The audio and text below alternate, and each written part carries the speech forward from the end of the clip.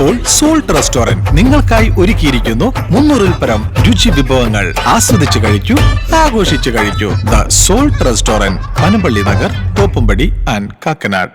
Fort കൊച്ചിയിൽ യുവാവിനെ തെരുവുനായ ആക്രമിച്ചു.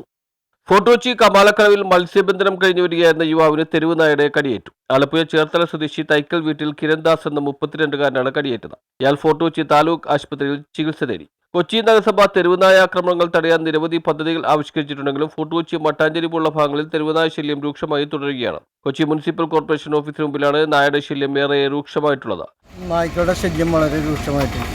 ഇപ്പോൾ തന്നെ വിദേശികളും സ്വദേശികളുമായ ആളുകൾ ഇങ്ങനെ നിരന്തരം വന്നുകൊണ്ടിരിക്കുന്ന ആളുകൾക്ക് ബീച്ചിലേക്കോ അല്ലെങ്കിൽ പരിസരത്തോ നടന്നെത്താൻ കഴിയുന്നില്ല. പട്ടികൾ കടിച്ച് ഇപ്പോൾ ഹോസ്പിറ്റലിൽ കൊണ്ടുവന്ന ഒരവസ്ഥയാണ് ഇപ്പോൾ നടക്കുന്നത്.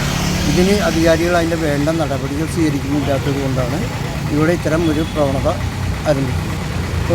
കമാലക്കടവ് ജെട്ടിക്ക് സമീപം ഇപ്പോഴുണ്ടായ സംഭവമാണ്. നായശല്യത്തിന് അടിയന്തര പരിഹാരമായി ABC സെന്ററുകൾ ശക്തിപ്പെടുത്തി ആവശ്യത്തിന് ജീവനക്കാരെ നിയമിച്ച സ്റ്റെറിലൈസേഷനും വാക്സിനേഷൻ നടപ്പാക്കാനും അടഞ്ഞു നടക്കുന്ന അക്രമകാരികളായ നായകളെ പുനരധിവസിപ്പിക്കാനും അതിനായുള്ള അഡോപ്ഷൻ വെബ്സൈറ്റിന്റെ പ്രവർത്തനം എത്രയും പെട്ടെന്ന് തുടങ്ങണമെന്നും തെരുവുകളിൽ നായകൾക്ക് ഭക്ഷണം കൊടുക്കുന്നതിൽ നിയന്ത്രണവും ഒപ്പം നായയുടെ ആക്രമണത്തിൽ എങ്ങനെ രക്ഷപ്പെടണമെന്ന് ജനങ്ങൾക്ക് ബോധവൽക്കരണം നൽകണമെന്നും റാപ്പിഡ് റെസ്പോൺസ് യൂണിറ്റുകളെ സേവനം ഉറപ്പാക്കണമെന്നും നാട്ടുകാർ ആവശ്യപ്പെട്ടു. News bureau, fort Kochi.